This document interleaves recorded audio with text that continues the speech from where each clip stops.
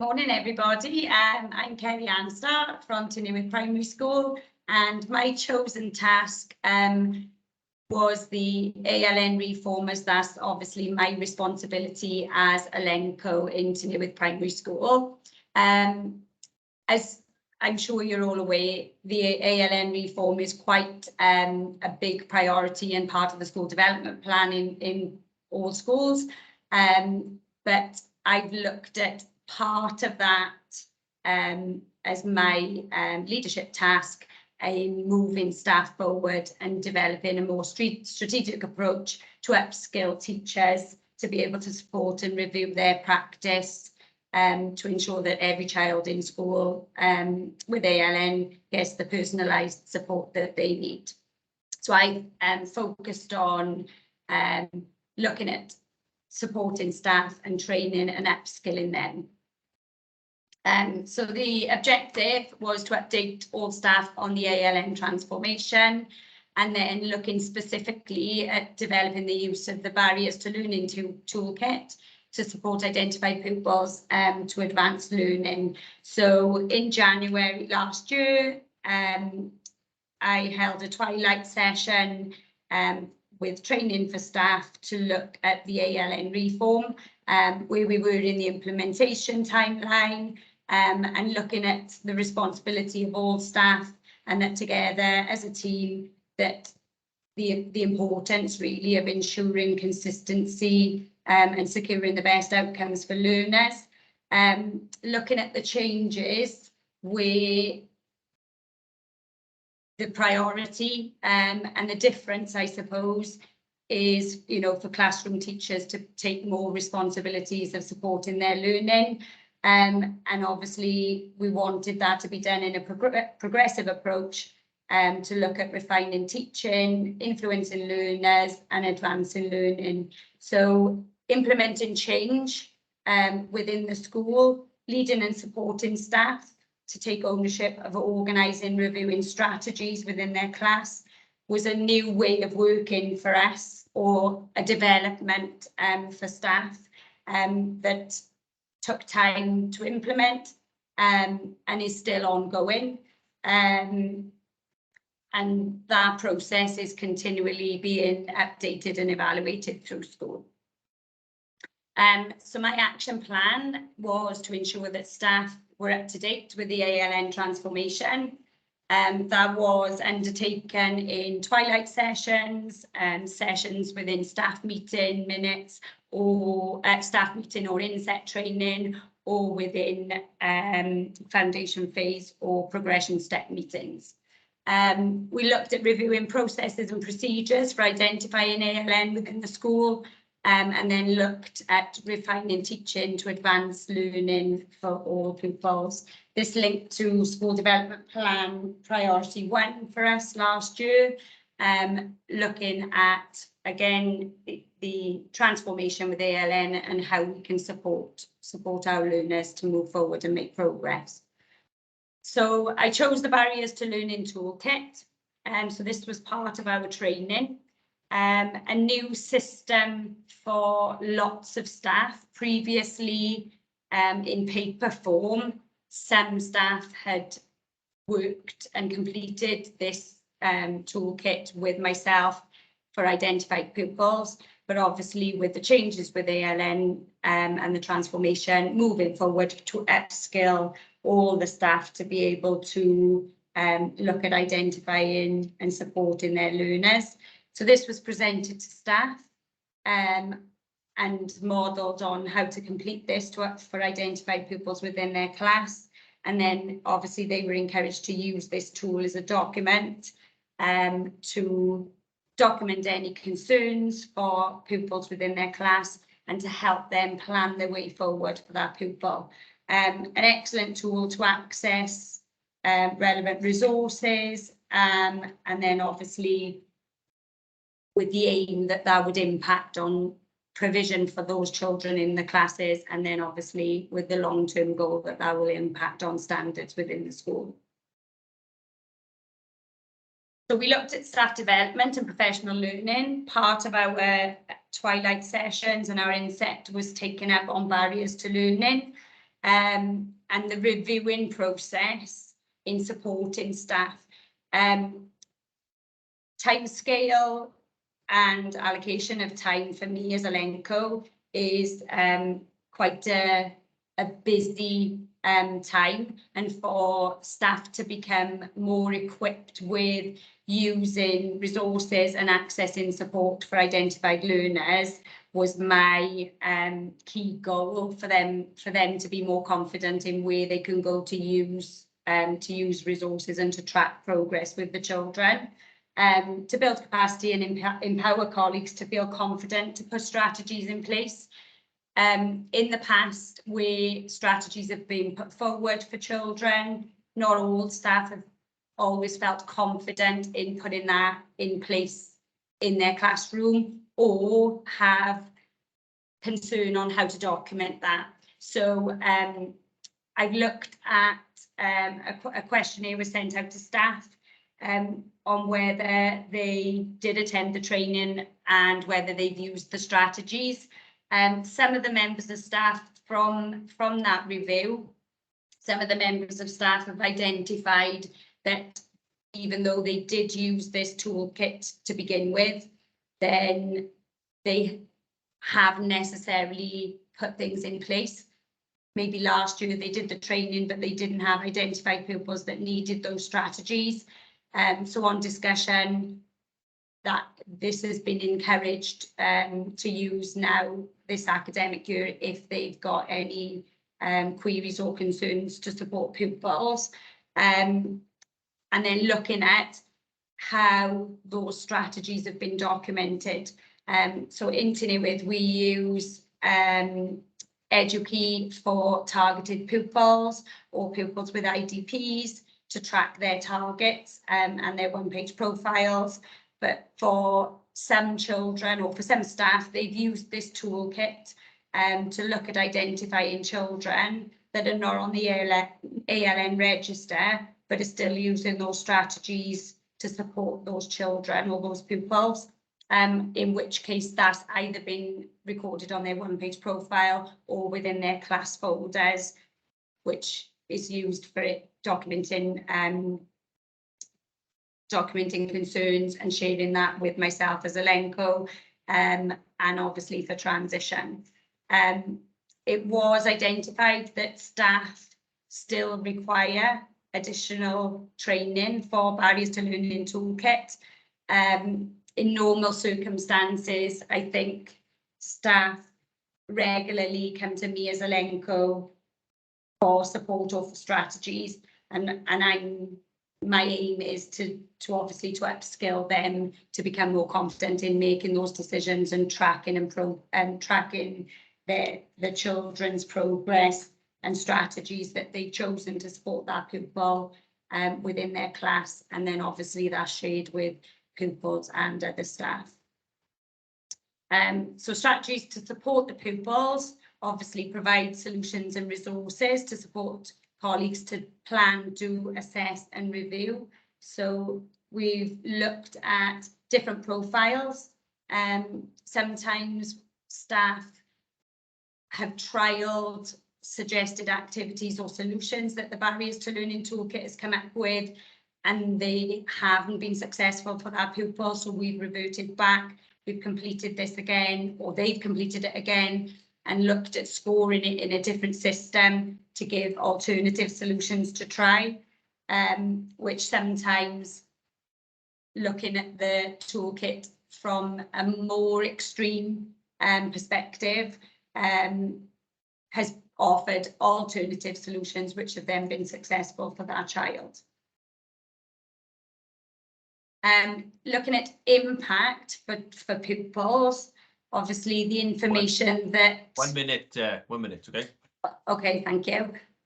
Looking at the impact for the pupil, obviously information sharing, where this has been documented on transition or is documented on sections of their one-page profile. So strategies that have been identified and things that have been put in place have then been documented and shared, whether that's with their next teacher or with their future school. And then obviously that's that's been honoured as their provision that they need for that pupil. So a quick evaluation, I suppose, the way forward for us. Again, ALN falls into our school development plan as priority 4 this year, with continuing the ALN transformation, with staff evaluations, identifying a need for a refresher for update training. Obviously, that's been put on my my tracking system now to implement within the autumn term, to look at recording strategies for pupil. And then my aim for our next ALN training is to look at a protocol for ALN concerns for staff, so that they've got almost a placemat or a written document of what they need, just to try and upskill them instead of them coming to me frequently. So just that's my aim, to look at a placemat next, so that I'm taking on board staff evaluations and that they need refresher. But if I can identify a written protocol, then I think that will help to support staff with identifying and logging concerns and resources that they've used.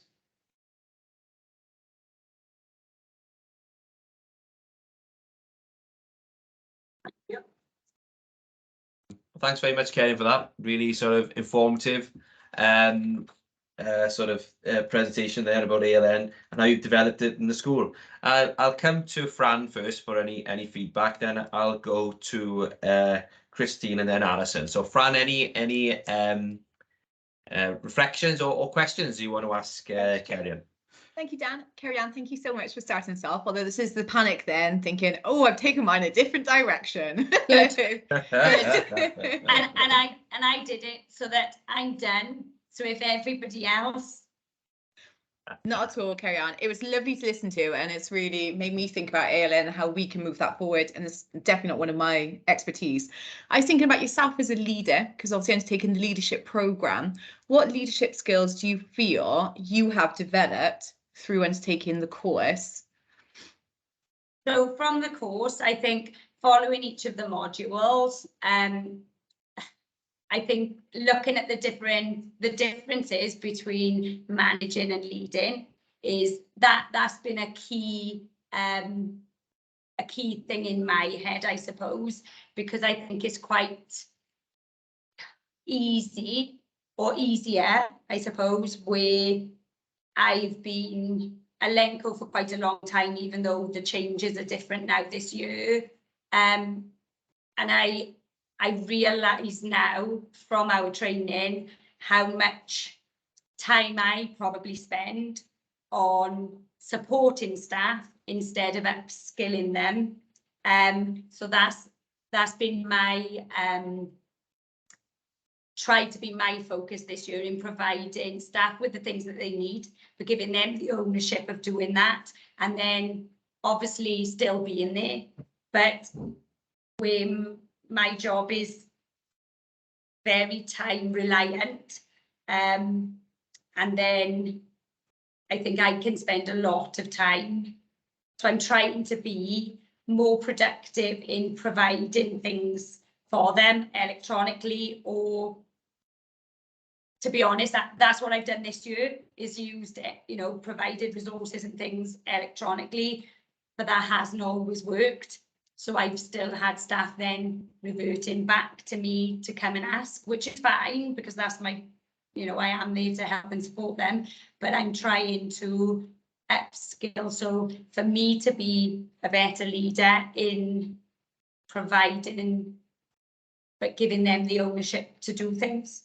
I think that's a really good question, a really good response there, because I think what's the danger, I suppose, of doing too much for staff, isn't it? Is that they create a reliance on you, and then you feel that you never, you feel you're doing something for everyone. So letting go a little bit.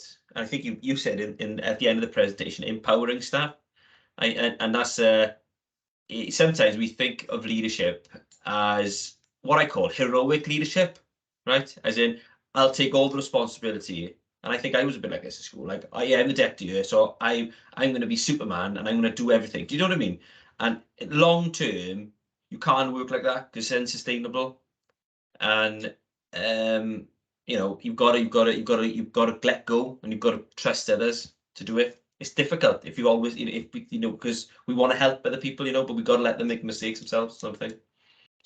Anyway, and I think for me, yeah, well, yeah. Sorry, I think for me, we're ALN, where lots of things are new, and we've had training on it. I then do feel, well, that if I do it, then Yes. perhaps we get the right outcome, or that it is recorded correctly, and there's always the overarching worry that it's legal, it's a legal requirement, and specifically we're recording journeys for children and the support that they need, and if they do move forward to ALN and IDPs, it's about the worry, I suppose. But I do feel more confident now that we've gone back to staff meetings in real life, and all back together. I feel more confident in presenting and giving them the responsibility, because I found that quite difficult, and I know we're on Teams today, but I found that quite difficult when we did that in staff meetings, because you don't get the vibe or the feeling whether everybody's understood. And I try to give them the opportunities, so if they are unsure, then, and that's why I'm looking at a placemat, just so that they can see that timeline of events or responsibilities for them, just because I think in real life you can see whether they understand it, and that was quite tricky last year. You can read the room. Okay, what did I say I was going to go to next? Did I say Christine or Alison? Christine, was it? Christine, any reflections or questions? Yeah, no, I think listening, obviously I'm in a privileged position because I got to see your task in real life as well. But because there were so many changes, you did take on a mentoring role, and that was right for a lot, because everyone was very new to doing those things. So moving forward, now that you've given that support for everyone to do their tours, it's looking how can you develop more of your coaching skills to empower, and that you've talked about some of the things that you're going to put in place. But it felt right where you were leading this change, that you did need to model and you did need to mentor staff more through the process to make sure that it was right, because it's legal and because there's bigger picture to it. But then looking like how you can now develop that into more of a coaching role to empower staff, in the words of a couple of people. Yeah. Okay. And Alison, any reflections or question? My first reflection was, thank God I'm not an ALN co. I really do mean that, and I take my hat off to you. So that was my sort of gut response to what you were sharing. And my sort of question was, and this is sort of, I'm being nosy now, how are you capturing your ALN data? Have you got an online tool, or how are you gathering it? Because we use EduKey. And we do. Right, okay. Yeah. We bought into EduKey because of the cluster. A lot of Caerphilly schools bought into EduKey as a tracking system. And the example that the snippet that I put, where I documented for transition, that one-page profile would have been sent, obviously, to the forwarding school, but that was, so there was a snippet from a one-page profile, which I think, for me, staff are more confident if they've been given a strategy and they've got it in writing to try, then they feel more confident that it's okay. Like, I don't know, so somebody, the example that I used, why is that child writing the data learning intention if they're struggling with literacy, but it's the confidence to document that it's a suggested strategy, because you can look at additional time for people, but you can't conjure up additional time for work, can you? So it was looking at strategies to support that child and just documenting it. So it was one-page profile, and then obviously we used that for transition the same information exactly, just copied off one-page profile onto the transition spreadsheet that was discussed with staff for his forward in school. But yes, we use Edukeep. Thank you. Interested, how many times have we got a child to write the date and the skill, and they don't do any work, but because it's a school policy, everyone's got to do it, and we're like, they spend more time writing the date and the skill or date and what they're going to do than what they do. No. But I think for staff, if that is policy, then they want, they aim for that, Yeah. But for me as a Lenco, Yeah. and the discussions I had with this particular child was, but if he writes the date and learning intention and that takes him 10 minutes, and then he's got 20 minutes to do his written work, you can't give him additional time, because you've got playtime and you've got lunchtime and you've got everything else to do. So what else can we do to document? And, in transition meeting, the comprehensive were fantastic, if I'm honest. And they were, if that's a provision that you give to him, then obviously we will start with that and work our way forward. And then obviously, all the technology skills and tools that they could also use, but just a nice way of, I think, for staff confirmation that they can do that. Yeah.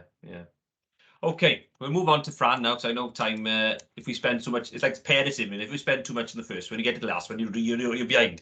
So I'm going to pass Fran now from Federation of Blenheim and Caerphilly. So I've been up there to see them. Hey. So when I press, you okay to record, Fran? Is that okay? Of course. Can you see Oh, my well, screen everywhere? I can.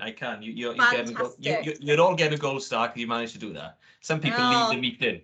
The worst people are the people who press the red button instead of share and they leave the meeting. So then no one's done that yet. Right, so when I press record, Fran, we'll go and I'll give you a minute as well. Okay? Right. Thank you. Diolch. So, bore da